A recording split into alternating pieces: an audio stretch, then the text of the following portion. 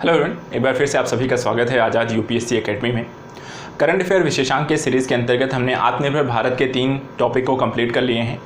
इसी सीरीज़ में आज चौथा विशेषांक यहाँ पर है आत्मनिर्भर भारत का 4th पार्ट। इसके अंतर्गत आज हम यहाँ पर विकास के नए क्षितिज के संदर्भ में नए क्षेत्रों में जहाँ पर भारत सरकार के द्वारा निवेशक प्रक्रियाओं को अपनाया जाएगा और इनके विकास को लेकर क्या एक परियोजना है उसको प्रस्तुत की गई है। तो देखेंगे यहाँ पर भारत सरकार ने किन क्षेत्रों को इसके लिए चुना है, वहाँ पर किस तरीके के निवेश के अवसर अपनाए गए हैं, किस प्रकार की योजनाएं लेकर आई गई हैं और उसका क्या लाभ हो सकता है। तो चलिए आइए देखते हैं आत्मनिर्भर भारत की 4th टॉपिक में 4th भाग में यहाँ पर इन संकल्पनाओं का एक एक करके हम इसको स्टडी करेंगे। तो सबसे पहली जो चीज़ आएगी हम इसके अंतर्गत स्टडी करते हैं। पहला जो पार्ट है, पहला जो पेज यहाँ पर दर्शाया गया है, वहाँ पर यह स्थिति स्पष्ट की गई है कि तेज गति से निवेश के लिए नीतिगत सुधार सबसे ज़रूरी चीज़ है कि यदि आप नीतिगत स्तर पर बेहतर करना चाहते हैं, बेहतर निवेश करना चाहते हैं, सुधार को तीव्र गति से प्राप्त करना चाहते हैं, तो वहाँ पर नीतिगत स्तर पर वहाँ पर सुधार करना बहुत ज़रूरी है। आत्मनिर्भर भारत के माध्यम से इसको करने का प्रयास किया गया है, जिसमें सचिवों के उच्चाधिकार प्राप्त समूह के ज़रिए तेज गति से निवेश को मौका दिया जाएगा। तो सचिवों के द्वारा उनको मिलाकर एक उच्चाधिकार प्राप्त समूह बनाया जाएगा जो निवेश को मंजूरी देंगे। इसके अतिरिक्त निवेश योग्य परियोजनाओं को तैयार करना कि कहाँ पर आपको कौन सी योजनाएं होंगी जहाँ पर निवेश किया जाए। निवेशकों और केंद्र राज्य सरकारों के साथ समन्वय के लिए प्रत्येक मंत्रालय परियोजना विकास प्रकोष्ठ, तो यहाँ पर समन्वय कैसे स्थापित किया जाए, इसके लिए प्रत्येक मंत्रालय और विभाग में एक आपको परियोजना विकास प्रकोष्ठ स्थापित किया जाएगा, जिसके माध्यम से इन परियोजनाओं को लेकर एक आपसी सामंजस्य स्थापित किया जा सके। नए निवेश हेतु प्रतिस्पर्धा करने के लिए निवेश आकर्षण क्षमता पर राज्यों की रैंकिंग, और ताकि यहाँ पर सभी राज्य एक दूसरे के साथ प्रतिस्पर्धा कर सकें विकास को लेकर, परियोजनाओं को लेकर, इसलिए उनकी एक रैंकिंग जारी की जाएगी। इसके अतिरिक्त सोलर पीवी के विनिर्माण, एडवांस्ड सेल बैटरी स्टोरेज जैसे सेक्टरों में नए चैंपियन सेक्टरों को बढ़ावा देने के लिए प्रोत्साहन योजनाएं शुरू की जाएंगी। तो प्रोत्साहन योजनाएं भारत सरकार द्वारा यहाँ पर विनिर्माण, सोलर पीवी के विनिर्माण, एडवांस सेल बैटरी और स्टोरेज जैसे क्षेत्रों में किए जाने वाले हैं। तो ये तो एक रूपरेखा है कि यहाँ पर सबसे पहले जो परियोजना के लिए नीतिगत सुधार करना था, तो वहाँ पर विभागों को स्थापित करना था, नए विभाग बनाने थे, उनके में समन्वय स्थापित करना है, किन क्षेत्रों पर निवेश करना है उनके बारे में जानकारी दी गई। दूसरा यहाँ पर पॉइंट बताया गया कि औद्योगिक अवसंरचना का उन्नयन करना है। औद्योगिक अवसंरचना का उन्नयन करना है, इसमें क्या बताया गया है कि साझा अवसंरचना सुविधाओं और कनेक्टिविटी और के औद्योगिक क्लस्टर उन्नयन के लिए चैलेंज मोड के माध्यम से राज्यों में योजना लागू की जाएगी। तो यहाँ पर अगर हम देखें तो एक तो साझा अवसंरचना सुविधा पर ध्यान देना है, दूसरा कनेक्टिविटी के औद्योगिक क्लस्टर उन्नयन पर यहाँ पर काम करना है। इन दोनों के लिए किस तरह के काम किया जाएगा, चैलेंज मोड के आधार पर, अर्थात एक दूसरे को यहाँ पर किस तरीके से चैलेंज करना है या किस तरीके से प्रोत्साहित करना है या किस तरीके से प्रतिस्पर्धा को बढ़ाना है, उसके माध्यम से यहाँ पर राज्यों में यह योजना लागू की जाएगी। नए निवेश को बढ़ावा देने के लिए औद्योगिक भूमि बैंक की उपलब्धता और GIS मैपिंग के साथ औद्योगिक सूचना प्रणाली पर जानकारी उपलब्ध कराना। तो यहाँ पर कुछ अन्य चीज़ें बहुत ज़रूरी हैं। क्या क्या? औद्योगिक भूमि कौन सी होगी उसको निर्धारित किया जाए, भूमि बैंक की उपलब्धता हो जिनके माध्यम से हमें कहाँ पर कितनी भूमि है और उनको कैसे आवंटन होना है, और इनकी GIS मैपिंग वहाँ पर की जानी चाहिए, उसके माध्यम से हमें जानकारी मिलती रहे। औद्योगिक सूचना प्रणाली पर मानचित्रण किए गए 5 लाख हेक्टेयर में से 3,376 औद्योगिक पार्क संपदा SEZ, अर्थात अब तक जो हमने प्राप्त किए क्षेत्र हैं 5 लाख हेक्टेयर क्षेत्रों में से जो एक मानचित्रण किया गया था 5 लाख हेक्टेयर का, उनमें 3,376 औद्योगिक पार्क संपदा और SEZ क्षेत्र हैं। इसमें 2020-21 में सभी औद्योगिक पार्कों की रैंकिंग भी जारी की जाएगी, अर्थात कौन से पार्क कैसे बेहतर हैं, रैंकिंग मूलतः इसको निर्धारित करेगी। इसके अतिरिक्त विकास के नए क्षितिज को लेकर, जो कि यहाँ पर टॉपिक का भी नाम रहा है, तो विकास के नए क्षितिज यहाँ पर क्या क्या चीज़ें इसके अंतर्गत सम्मिलित की गई हैं, आइए देखते हैं। देखिए, इसमें सबसे पहली चीज़ नीतिगत सुधार को प्रमुखता दी गई है। कोयला क्षेत्र में वाणिज्यिक खनन की शुरुआत की गई है। तो वाणिज्यिक खनन एक महत्वपूर्ण पहल है। वाणिज्यिक तौर पर अर्थात व्यापारिक दृष्टिकोण से यहाँ पर खनन को बढ़ावा दिया जाना है। इसके लिए क्या करेंगे, सबसे पहली चीज़ यहाँ पर पॉइंट में दिया गया, प्रतिस्थापन वाले कोयले के आयात को कम करने और कोयला उत्पादन में आत्मनिर्भरता बढ़ाने की आवश्यकता है। तो हमारी सबसे बड़ी जो आवश्यकता है वो प्रतिस्थापन वाले कोयले के आयात को कम करना है, कोयला उत्पादन को कम करना है, साथ ही कोयला में जो आत्मनिर्भरता की स्थिति है वो मतलब एक तरीके से बढ़ाना है। कोयले क्षेत्र में प्रतिस्पर्धा, पारदर्शिता और निजी क्षेत्र की भागीदारी में भी शुरुआत करनी है। प्रतिस्पर्धा, पारदर्शिता और निजी क्षेत्र की भागीदारी को प्राथमिकता। रुपए प्रति टन की निर्धारित व्यवस्था के बजाय राजस्व साझेदारी की व्यवस्था। तो यहाँ पर अभी तक जो एक मॉडल चलता है कि कोयले का उत्पादन खनन या खनन होने के बाद वहाँ पर कितना पैसा मिलना है, तो वो रुपए प्रति टन निर्धारित किया जाता है। इसे यहाँ पर परिवर्तित करके राजस्व साझेदारी के आधार पर वितरित किया जाए।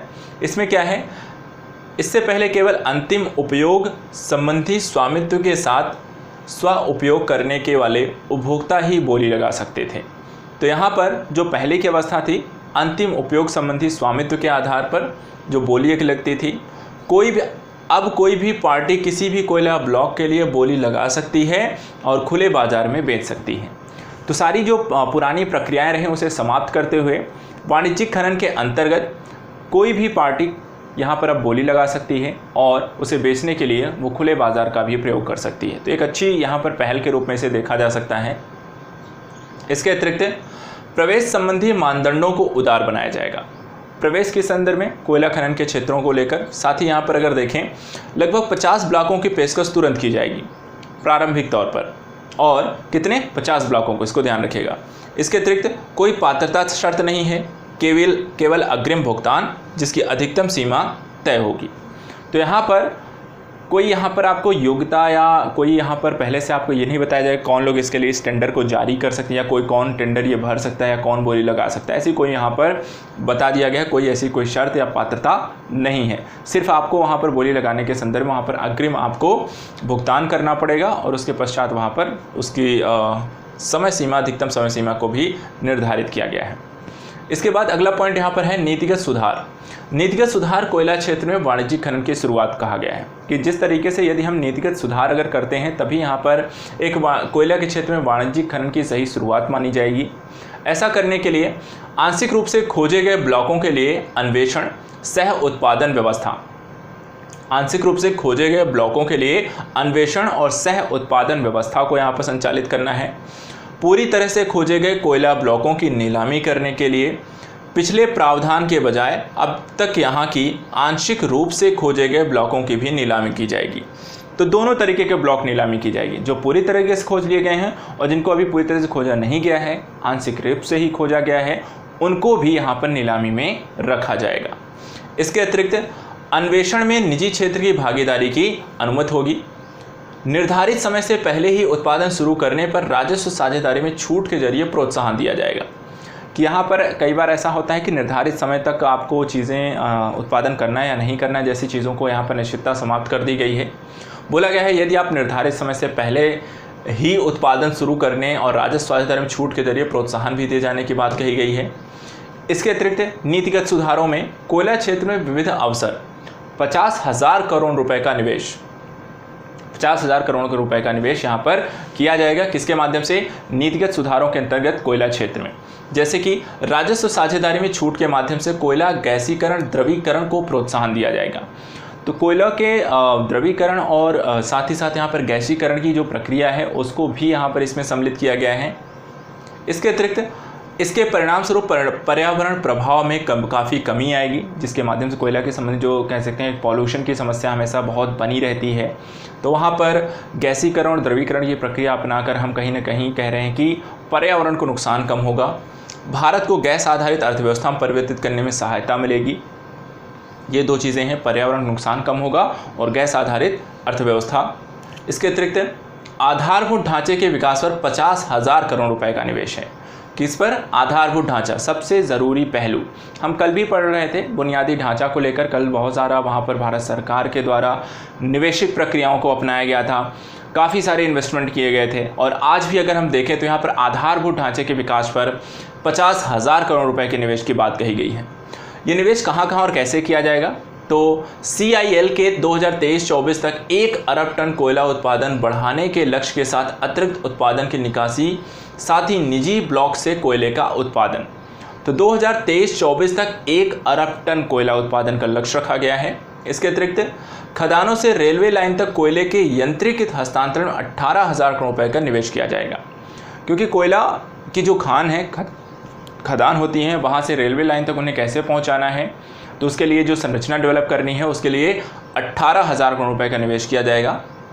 इसके अतिरिक्त इन कदमों से पर्यावरण के प्रभाव को कम करने में सहायता मिलेगी। नीतिगत सुधारों के अंतर्गत कोयला क्षेत्र में उदारीकृत व्यवस्था को अपनाया गया है, जैसे कि कोल इंडिया लिमिटेड की कोयला खदानों में से कोल बेड मीथेन निकासी के अधिकारों की भी नीलामी। तो वर्तमान समय में कोल इंडिया लिमिटेड के पास जो भी कोयला खदान है और जिसमें आपके कोल बेड मीथेन है, उसके निकासी के अधिकार प्रदान किए जाएंगे। खदान योजना सरलीकरण जैसे कारोबारी सुगमता उपाय किए जाएंगे।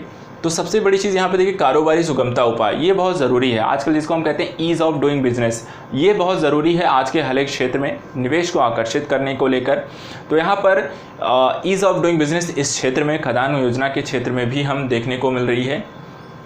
खनन योजना को छोटा कर दिया जाएगा, लोडिंग को ऑनलाइन कर दिया जाएगा, ज़रूरी बनाया गया है। तो ये अच्छी बात है कि जो भी प्रक्रिया आप कर रहे हैं, कितना वहाँ पर उत्पादन हो रहा है, कितनी वहाँ पर आपको लोडिंग की जा रही है, कितना वहाँ पर निकाल रहे हैं, तो उसको ऑनलाइन करना है। वार्षिक उत्पादन में स्वचालित रूप से 40% बढ़ोतरी की अनुमति दी गई है। तो यहाँ पर प्रति वर्ष के हिसाब से 40% की बढ़ोतरी, जो कि अभी तक जितना भी उत्पादन हो रहा था उसमें अब 40% की बढ़ोतरी की भी अनुमति दे दी गई है। CIL के ग्राहकों को व्यावसायिक शर्तों में रियायत दी गई है। CIL के ग्राहकों को व्यावसायिक शर्तों में रियायत दी गई है। कितना? 5,000 करोड़ रुपए की राहत की पेशकश की गई है। 5,000 करोड़ की राहत की पेशकश। इसके अतिरिक्त अगर यहाँ पर हम देखें तो गैर विद्युत उपभोक्ताओं के लिए नीलामियों में आरक्षित मूल्य में कमी, उधारी की शर्तों में छूट दी गई है और उठान की अवधि बढ़ा दी गई है। तो पहली चीज़, नीलामियों में आरक्षित मूल्य में कमी, नीलामी में आरक्षित मूल्यों की कमी, फर्स्ट पॉइंट। सेकेंड, उधारी की शर्तों में छूट भी दी गई है। और थर्ड, उठान की अवधि भी बढ़ा दी गई है। किससे संबंधित हैं ये सभी? गैर विद्युत उपभोक्ताओं के लिए नीलामियों के में। तो यहाँ पर काफ़ी सारी चीज़ें को डेवलपमेंट किए गए, काफ़ी सारी यहाँ पर आपको छूट प्रदान की जाती रही। इसके अतिरिक्त यदि हम खनिज क्षेत्र में देखें तो खनिज क्षेत्र में निजी निवेश में बढ़ोतरी की गई है। निजी निवेश, हमेशा हम कहते हैं कि अगर आपको चीज़ें डेवलप करनी है, वहाँ पर उसका विकास करना है, तो वहाँ पर वर्तमान समय में जो भी आपके पास निजी निवेशक हैं उनका अच्छे से प्रयोग करना चाहिए, उनको अवसर दिए जाने चाहिए। तो यहाँ पर खनन क्षेत्र में, कोयला के क्षेत्र में भी यहाँ पर भारत सरकार के द्वारा कहीं ना कहीं निजी निवेश के बढ़ोतरी के अवसर प्रदान किए जा रहे हैं। क्या क्या हैं? विकास, रोजगार को प्रोत्साहन देने के लिए ढांचागत स्तर सुधार और मुख्य रूप से अन्वेषण में विशेष स्टेट ऑफ द आर्ट तकनीकी को लाना। तो यहाँ पर मूलतः रोजगार को प्रोत्साहन देना, विकास सुनिश्चित करना, ढांचागत सुधार करना और अन्वेषण के तरीकों को लेकर यहाँ पर तकनीकी स्तर पर सुधार करना है। इसके अतिरिक्त एक निर्बाध समग्र अन्वेषण सह खनन सह उत्पादन व्यवस्था की पेशकश। कैसी व्यवस्था होगी? समग्र अन्वेषण, सह खनन और सह उत्पादन, इसको ध्यान रखिएगा। निर्बाध समग्र अन्वेषण सह खनन सह उत्पादन व्यवस्था की पेशकश। इसके अतिरिक्त भारत एवं पारदर्शी निविदा प्रक्रिया के माध्यम से 500 खनन ब्लॉकों की पेशकश करेगा। तो एक तरीके से ट्रांसपेरेंसी टेंडर को अपनाया जाएगा, ट्रांसपेरेंट टेंडरशी को अपनाया जाएगा और उस प्रक्रिया के माध्यम से 500 खनन ब्लॉकों की पेशकश की जानी है। 500 खनन ब्लॉकों को यहाँ पर भारत सरकार द्वारा पारदर्शी निविदा प्रक्रिया के माध्यम से, मुक्त एवं पारदर्शी निविदा प्रक्रिया के माध्यम से लेकर आएंगे। एल्युमिनियम उद्योग में प्रतिस्पर्धा बढ़ाने के लिए बॉक्साइट और कोयला खनन ब्लॉकों की संयुक्त रूप से नीलामी की पेशकश की जाएगी। इससे एल्युमिनियम उद्योग में बिजली की लागत में कमी लाने में सहायता मिलेगी।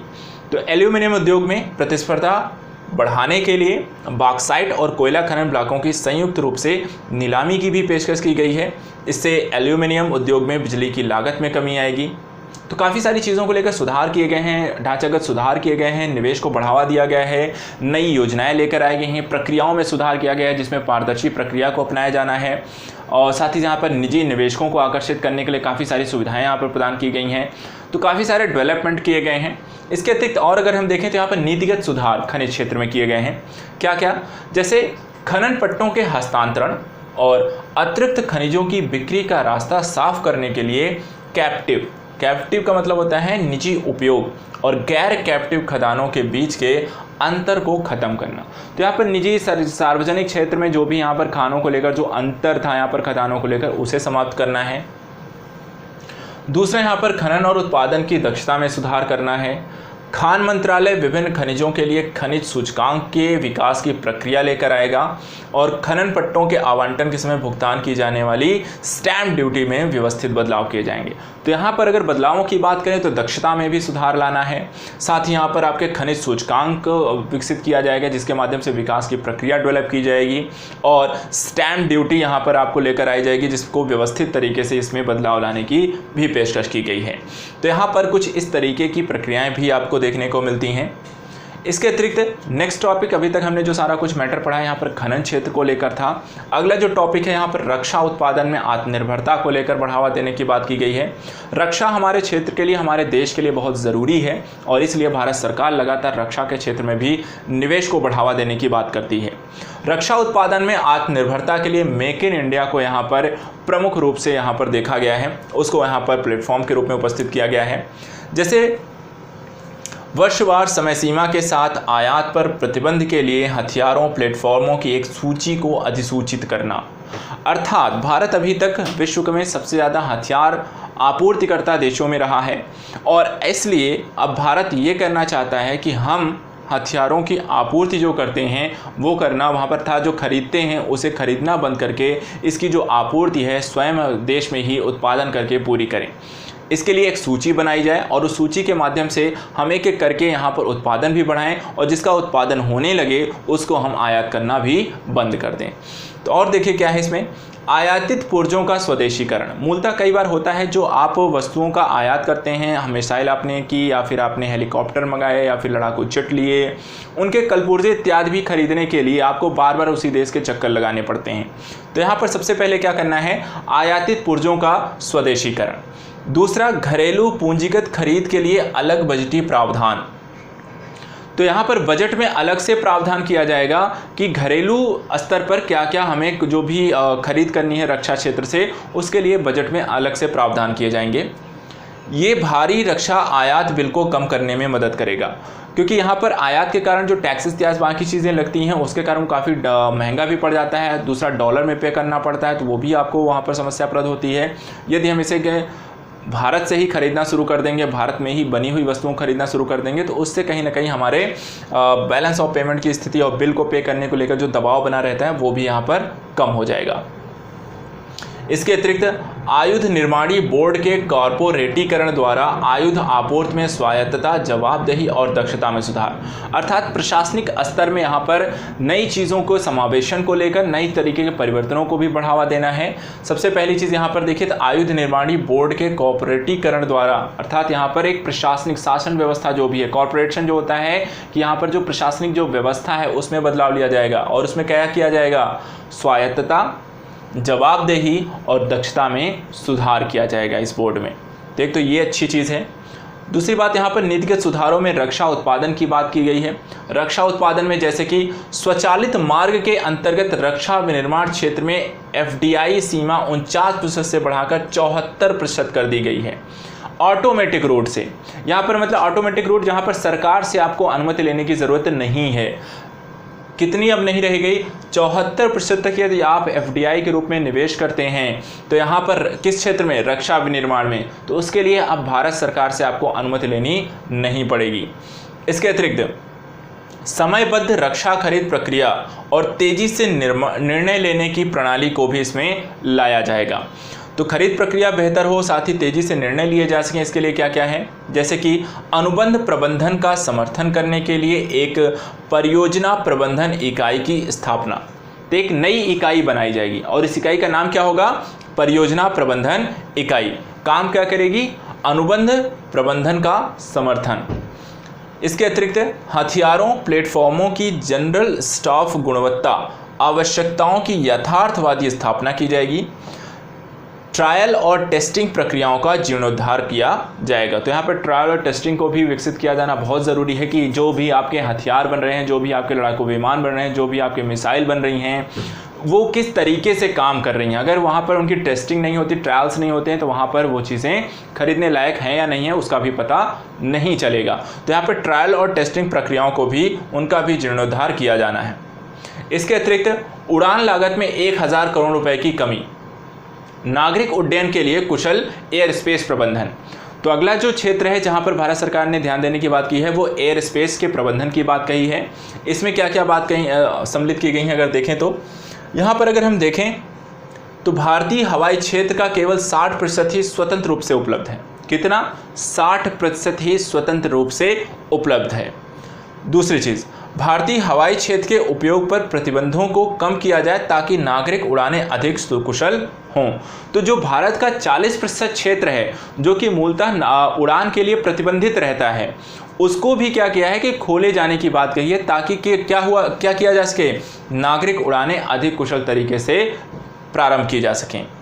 और ये विमानन क्षेत्र के लिए प्रतिवर्ष लगभग 1000 करोड़ रुपए का कुल लाभ लाएगा। अर्थात जो हमारा 40% क्षेत्र प्रतिबंधित है उड़ानों के लिए, यदि हम उसे ओपन कर देते हैं तो वहाँ पर कितना राजस्व आ सकता है? 1000 करोड़ रुपए का राजस्व वहाँ पर आपको मिल सकता है। इसके अतिरिक्त हवाई क्षेत्र का इष्टतम उपयोग, ईंधन के उपयोग और समय में कमी आएगी। तो इस तरीके से क्या होता है, कई सारे क्षेत्र प्रतिबंधित होने के कारण हवाई जहाज़ों को हो सकता है जिस एरिया को से उनको जिस दो एरिया को उन्हें कवर करना है, जहाँ से उड़ान भरी और जहाँ तक जाना है, उसके बीच कोई ऐसा एरिया आ जाता है जहाँ पर आप उड़ान प्रतिबंधित है तो आपको घूम कर जाना पड़ता है, जिसके कारण समय ज़्यादा लगता है, ईंधन ज़्यादा खर्च होता है। तो यदि ऐसे एरिया खुल जाते हैं तो वही कह रहा है कि इसके कारण क्या होगा, आपके ईंधन का बेहतर प्रयोग हो सकेगा और समय में भी कमी आएगी। साथ ही सकारात्मक पर्यावरणीय प्रभाव भी इसके दिखाई देने की बात कही गई है। इसके अतिरिक्त हवाई संचालन के लिए ज़रूरी है कि हवाई अड्डों का बेहतर निर्माण होना ज़रूरी है। तो पीपीपी के माध्यम से अधिक विश्व स्तरीय हवाई अड्डे बनाने की बात कही गई है। इसमें आपको AAI ने पब्लिक प्राइवेट पार्टनरशिप के आधार पर परिचालन और रखरखाव के लिए 6 बोलियों में से 3 हवाई अड्डों को सौंपा है। तो यहाँ पर जो पब्लिक प्राइवेट पार्टनरशिप में 3 हवाई अड्डों को सौंपा गया है, जिनको वहाँ पर वो निर्माण करेंगे, रखरखाव करेंगे, परिचालन करेंगे। अभी यहाँ पर सिर्फ परिचालन और रखरखाव के लिए अनुमति दी गई है। इसके अतिरिक्त पहले दौर में 6 हवाई अड्डों का वार्षिक राजस्व 1000 करोड़ रुपए, वर्तमान में प्रतिवर्ष 540 करोड़ रुपए के लाभ की तुलना में AAI को 2300 करोड़ रुपए का अग्रिम भुगतान भी मिलेगा। तो यहाँ पर अनुमान ये लगाया गया है कि इसके कारण वर्तमान समय में जो 540 करोड़ रुपए के लाभ की स्थिति दिखाई दे रहा है, वहाँ पर आगे चलकर ये हज़ारों करोड़ में बदल सकता है और अग्रिम भुगतान के रूप में यहाँ पर आपको 2300 करोड़ रुपए मिलने की भी बात कही गई है। तो अच्छे खासे राजस्व की यहाँ पर प्राप्ति होने की बात कही गई है यदि यहाँ पर हम निजी क्षेत्र को निवेश करने का अवसर देते हैं, निजी क्षेत्र को यहाँ पर हवाई अड्डों के परिचालन, निर्माण और कार्य कह सकते हैं उसके रखरखाव की जिम्मेदारी सौंपी जाए। तो दूसरे दौर के लिए 6 और हवाई अड्डों की पहचान, बोली प्रक्रिया तुरंत शुरू की जाएगी। तो पहले दौर का कंप्लीट होने के बाद दूसरे चरण में भी यहाँ पर 6 हवाई अड्डों को इसके अंतर्गत रखा जाएगा। पहले दूसरे चरण में 12 हवाई अड्डों में निजी कंपनियों द्वारा अतिरिक्त निवेश लगभग 13,000 करोड़ रुपए का रहने का अनुमान है। तो एक बहुत बड़ी राशि है। अर्थात अगर हम देखें तो कम से कम प्रत्येक हवाई अड्डे के हिसाब से कम 1000 करोड़ का निवेश वहाँ पर निजी सेक्टर के द्वारा किया ही जाएगा और इसके कारण यहाँ पर बड़ी मात्रा में रोजगार उत्पन्न होगा, लोगों को मिलेगा, साथ ही वहाँ पर सरकार को राजस्व मिलेगा, लोगों की आय वहाँ बेहतर होगी, मांग डिमांड जनरेट होगी। तो एक बहुत बड़ा यहाँ पर निवेश यहाँ पर निजी सेक्टर के द्वारा किया जाएगा। इसके अतिरिक्त तीसरे दौर की बोली के लिए 6 और हवाई अड्डों को यहाँ पर रखा जाएगा। तो हर एक चरण में 6 हवाई अड्डों को इसके माध्यम से यहाँ पर रखा गया है और उसके माध्यम से चीज़ें धीरे धीरे डेवलप की जाएंगी। इसके अतिरिक्त MRO इकोसिस्टम के लिए कर व्यवस्था को युक्ति संगत बनाया जाएगा। तो यहाँ पर क्या है, विमान के एक हिस्से की मरम्मत और एयरफ्रेम रखरखाव 3 वर्षों में 800 करोड़ से बढ़कर 2000 करोड़ रुपए हो गया है। तो वर्तमान समय में होता क्या है कि विमान खरीदना, रखरखाव करना, उसका परिचालन करना, उसमें अच्छा खासा खर्चा आता है और ये खर्चा लगातार कई वर्षों से बढ़ रहा है। अगर हम देखें तो यहाँ पर कहा गया कि 3 वर्षों में ये लगभग यहाँ पर 2.5 गुना हो गया, 800 से यहाँ पर 2000 करोड़ यहाँ पर हो चुका है। इसके अतिरिक्त दुनिया के प्रमुख इंजन निर्माता आने वाले वर्ष में भारत में इंजन मरम्मत की सुविधा भी स्थापित करेंगे। ये भी कहा गया है कि जो भी भारत यहाँ पर विमान और इंजन प्रयोग करता है, इन फ्यूचर हम ये चाहते हैं कि यहाँ पर इंजन निर्माता जो भी हैं एयरप्लेन से संबंधित, वो भारत में ही आकर इंजन के यहाँ पर इंजन मरम्मत की सुविधा को भी स्थापित करें। उत्पादन का स्तर बढ़ाने से लागत में प्राप्त अनुपातिक बचत करने के लिए रक्षा क्षेत्र और असैनिक MRO का आपस में सम्मिलन किया जाएगा। तो मूलतः क्या है, यदि आप अलग अलग इन चीज़ों का संचालन करेंगे, अलग अलग इन तरीक़ों से रखरखाव करेंगे, अलग अलग तरीके से इनको आवंटित करेंगे और यहाँ पर प्रतिबंधित करेंगे, तो चीज़ें क्या होती हैं कि वहाँ पर खर्चों में जो होती है बढ़ोतरी होती है। तो वहाँ पर उन्होंने कहा कि उत्पादन का स्तर बढ़ने से लागत में प्राप्त अनुपातिक बचत करने के लिए रक्षा क्षेत्र और असैनिक के क्षेत्रों को वहाँ पर एकीकृत कर दिया जाए। एयरलाइंस की रखरखाव लागत में इससे कमी आएगी। इसके बाद आएगी सीमा शुल्क नीति के बारे में बताया गया। सीमा शुल्क नीति में सुधार करने की बात कही गई है। किस तरीके से, देखिए यहाँ पर एक बात कही गई कि सीमा शुल्क नीति का खाका बनाते समय निम्नलिखित सुधार किए गए हैं। जैसे उपभोक्ता के अधिकारों की बात कही गई। उपभोक्ता के कौन कौन से अधिकार? पहला, वितरण कंपनियों की अक्षमताओं से उपभोक्ताओं पर बोझ नहीं पड़ेगा। कि समस्या यदि यहाँ पर वितरण कंपनियों की है, उनकी अक्षमता के कारण है, तो उसका नुकसान उपभोक्ताओं को नहीं होना चाहिए। दूसरा, वितरण कंपनियों के लिए सेवा के मानक और संबंध दंड वहाँ पर होना चाहिए। यदि आप गलती करेंगे तो आप पर वहाँ पर जुर्माना या दंड लगे। वितरण कंपनियाँ पर्याप्त बिजली सुनिश्चित करेंगी, लोड शेडिंग करने पर दंडित किया जाएगा। तो यहाँ पर किस तरीके से उपभोक्ताओं को लाभ है कि वितरण कंपनियों के माध्यम से यदि किसी भी प्रकार की वहाँ पर दिक्कत होती है तो उनको वहाँ पर दंडित करने के प्रावधान लाए गए हैं। इसके अतिरिक्त उद्योग को बढ़ावा दिया जाएगा। कैसे? क्रॉस सब्सिडी में क्रमिक कटौती की जाएगी। तो जो सब्सिडी वर्तमान में दी जा रही है अलग अलग स्तरों पर, उसको कम किया जाएगा। खुली पहुँच के लिए समयबद्ध अनुमति दी जाएगी। अर्थात खुली पहुंच का मतलब होता है कि जहां पर कोई प्रतिबंध ना हो कि आपको यहां पर लगा सकते हैं, यहां नहीं लगा सकते हैं। तो उस तरह की जो चुनौतियां थी उसे समाप्त करना। उत्पादन और ट्रांसमिशन अर्थात पारेषण परियोजना के डेवलपर्स का चयन किया जाएगा प्रतिस्पर्धात्मक तरीके से। तो यहाँ पर जो भी उत्पादन कौन करेगा, उसका पारेषण कौन करेगा, इसके लिए जो बोलियां लगाई जाएंगी या फिर यहाँ पर जो भी टेंडर जारी किए जाएंगे, वो तरीका पूरी तरीके से हम प्रतिस्पर्धात्मक हो, पारदर्शी तरीके अपनाए जाएंगे ताकि यहाँ पर एक बेहतर एक प्रतिस्पर्धा को स्थापित करते हुए देखा जा सके। क्षेत्र की स्थिरता के लिए कार्य करना, जैसे कि कोई नियामक परिसंपत्ति नहीं होगी, बिजली उत्पादन कंपनी को समय पर भुगतान किया जाए और सब्सिडी के लिए डीबीटी और स्मार्ट प्रीपेड मीटरों को वहां पर संबंधित किया जाए। तो यहां पर क्षेत्र में स्थिरता के लिए नियामक परिसंपत्तियों को समाप्त करना, ये सबसे लास्ट में सब्सिडी के लिए डीबीटी और स्मार्ट प्रीपेड मीटर को लगाना, ये बहुत ज़रूरी है। तो आई होप इन फ्यूचर ये चीज़ें हमें देखने को मिलेंगी। नेक्स्ट यहाँ पर संघ शासित प्रदेशों में वितरण का निजीकरण। देखिए, संघ शासित प्रदेशों में वितरण का निजीकरण करना भी अपने आप में ज़रूरी था, क्योंकि वहाँ पर क्षेत्र बहुत छोटे होते हैं और वहाँ पर कई बार बहुत ज़्यादा ध्यान नहीं दिया जाता, वहाँ पर कोई अपनी पार्लियामेंट नहीं होती, वहाँ पर इसके कारण चीज़ें कहीं ना कहीं समस्याप्रद रहती हैं। तो लेकिन यहाँ पर भी काम किया गया है। जैसे कि बिजली वितरण और आपूर्ति श्रेष्ठतम स्तर तक नहीं है इन क्षेत्रों में। इसका कारण मैं बता रहा हूँ कि यहाँ पर सही तरीके की प्रशासनिक व्यवस्था का ना होना, अपनी एक लोकतांत्रिक प्रक्रियाओं के तहत वहाँ पर लोगों को चुनाव करके वहाँ पर एक संसद इत्यादि की चीज़ें नहीं होती हैं। बिजली विभाग संघ शासित प्रदेशों में जनोपयोगी सेवाओं का निजीकरण किया जाए। तो इसके लिए ऑप्शन क्या है? निजीकरण को बढ़ावा देना। उपभोक्ताओं को बेहतर सेवा मिलेगी और वितरण का परिचालन होगा, वित्तीय दक्षता में सुधार आएगा। तो कह रहे हैं कि यदि हम निजी क्षेत्रों को ले आएंगे, तो निजी क्षेत्र मूलतः प्रबंधन में अच्छे हैं, अपने कार्यों को बेहतर तरीके से करते हैं, लोगों को सही समय पर उनकी आवश्यकताओं की पूर्ति की जा सकेगी, अच्छा प्रबंधन देखने को मिलेगा और दक्षता अच्छी होगी। देश भर में अन्य जनोपयोगी सेवाओं द्वारा अनुसरण करने योग्य एक मॉडल प्रदान किया जाएगा। तो इस तरीके से यहाँ पर संघ शासित प्रदेशों में जो भी काम किया जाएगा उसकी यहाँ पर हमने बात कर ली। इसके बाद यहाँ पर बात करने को अगर हम देखें तो नेक्स्ट बात यहाँ पर आती है सामाजिक अवसंरचना में पुनर्निर्मित वायबिलिटी गैप फंडिंग अर्थात व्यावसायिक रूप से व्यवहारिक बनाने के लिए वित्तीय मदद योजना के माध्यम से निजी निवेश के प्रोत्साहन के लिए 8100 करोड़ की मदद की जाएगी। तो ये सामाजिक अवसंरचना के क्षेत्र में यहाँ पर 8100 करोड़ रुपए की मदद करनी है। और वो कैसी करनी है? जो खराब व्यवहार्यता के कारण अर्थात खराब तरीके से कार्य किया गया उसके कारण जो हानि हुई उसको यहाँ पर हटाना है।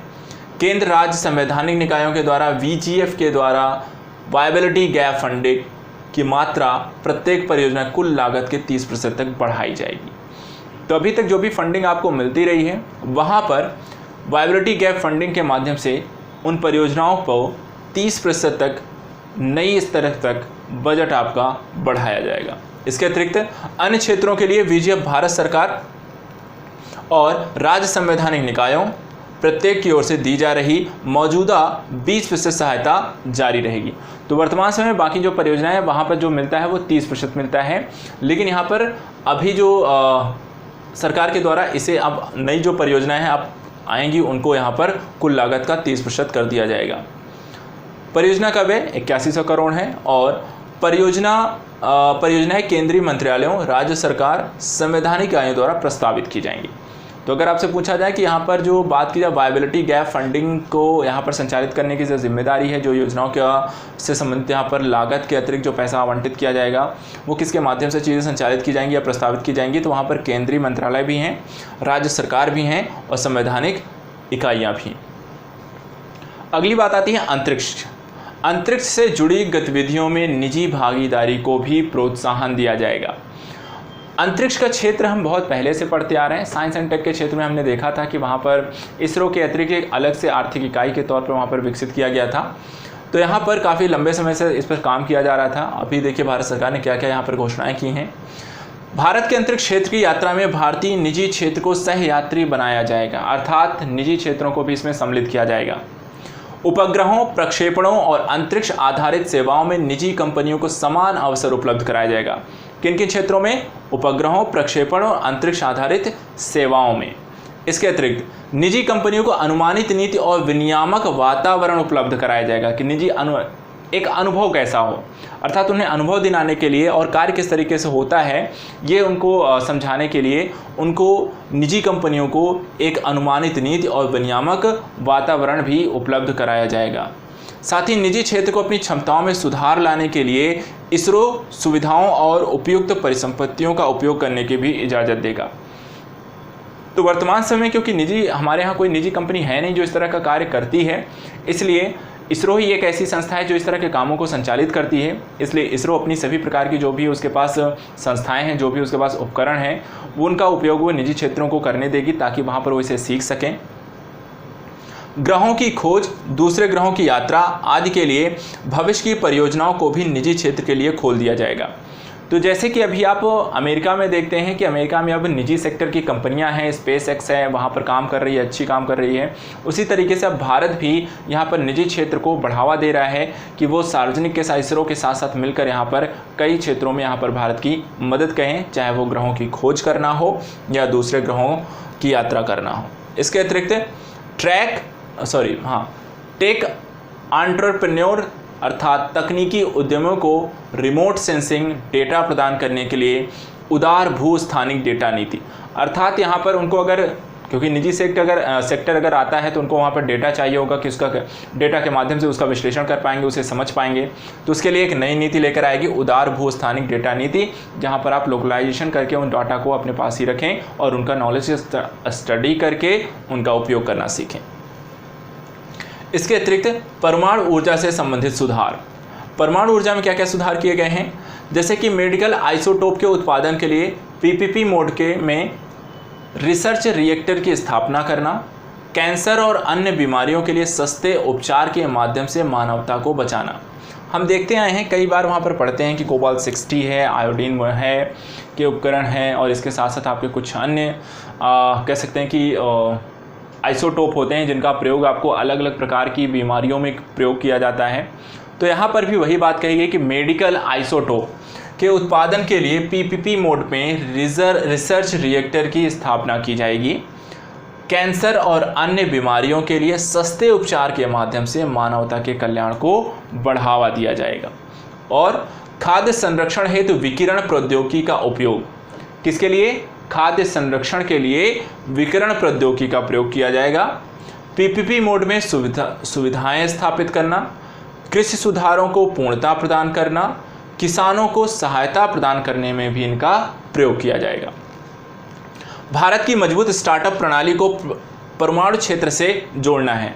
तो जो भी भारत की स्टार्टअप कंपनियां भी डेवलप हो रही हैं इस क्षेत्र में, उनको भी यहाँ पर परमाणु ऊर्जा के क्षेत्र के साथ जोड़ने की यहाँ पर भारत सरकार की योजना है। अनुसंधान सुविधाओं और टेक एंटरप्रेन्योर अर्थात तकनीकी उद्यमियों के बीच तालमेल को बढ़ावा देने के लिए प्रौद्योगिकी विकास सह इंक्यूबेशन सेंटर भी स्थापित किए जाएंगे। तो यहाँ पर एक तालमेल होना, सामंजस्य होना बहुत ज़रूरी है, और वो कैसे होगा इसके लिए एक अलग संस्थान बनाया जाएगा। और यह संस्थान में आप बैठकर यहाँ पर जो स्टार्टअप हैं, अनुसंधान सुविधाएं हैं या फिर आपके तकनीकी उद्यमी हैं, तो उनके साथ मिलकर एक सामंजस्य स्थापित हो और फिर वो साथ मिलकर काम कर सकें।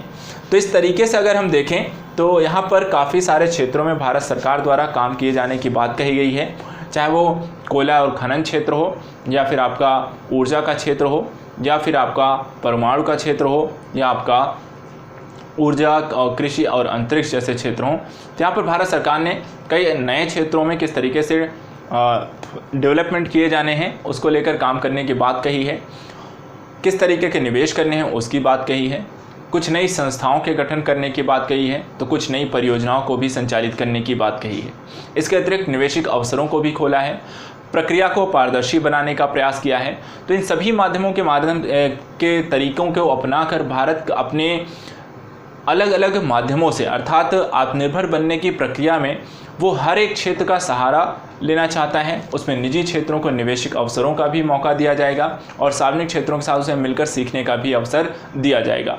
तो एक तरीके से यदि हम देखें तो आत्मनिर्भर भारत की यह संकल्पना अपने आप में भारत को आत्मनिर्भर बनाने के लिए उसके सभी क्षेत्रों में काम करने के अवसरों को उपलब्ध कराती है। तो यहाँ पर हमने चौथी कड़ी में आज इन सभी चीज़ों का अध्ययन कर लिया है। नेक्स्ट और अंतिम कड़ी, पांचवी कड़ी को लेकर हम कल मिलेंगे और उसके माध्यम से देखेंगे कि भारत सरकार के पांचवें भाग में आत्मनिर्भर भारत की संकल्पना में किन किन चीज़ों की बात वहाँ पर की गई है। और उसके बाद फिर हम कंक्लूजन करेंगे कि आत्मनिर्भर भारत की जो संकल्पना रही पहले से लेकर पांचवें पार्ट तक, उसमें जो परियोजनाएं रखी गई हैं जो कि कह सकते हैं कि कोरोना के समय की स्थितियों को ध्यान में रखकर चीज़ें जारी की जा रही हैं, भविष्य को कह सकते हैं ध्यान में रखकर भारत के लिए ये प्रोडक्ट या कह सकते हैं ये जो आपको योजनाएं जारी की जा रही हैं कितनी सफल रहेंगी, ये कितना उचित रहीं, कितनी सार्थक हैं, तो इनका विश्लेषण फिर हम करेंगे। उसके बाद पहले 5 पार्ट पढ़ने के बाद छठा पार्ट लेकर आएंगे जिसमें हम आत्मनिर्भर भारत की पूरी संकल्पना जो प्रस्तुत की गई है भारत सरकार द्वारा उसका एक बहुत ही सूक्ष्म विश्लेषण प्रस्तुत किया जाएगा कि इस योजना में अच्छी बातें क्या रहीं, इस योजना में बुरी स्थितियाँ क्या रहीं, हमारी वर्तमान अर्थव्यवस्था के अनुरूप ये कितनी अच्छी है और हम इसमें जो समस्याएं हैं उसमें हम क्या क्या सुधार कर सकते हैं, अर्थात अन्य क्या चीज़ें अपनाकर इसे और भी बेहतर बनाया जा सकता था। तो चलिए आज के लिए इतना ही, नेक्स्ट मिलते हैं 5वें पार्ट में, तो उनको लेकर हम 5वें पार्ट के संदर्भित जो भी पॉइंट वहाँ पर विश्लेषित किए गए हैं उनका अध्ययन करेंगे। Thank you so much.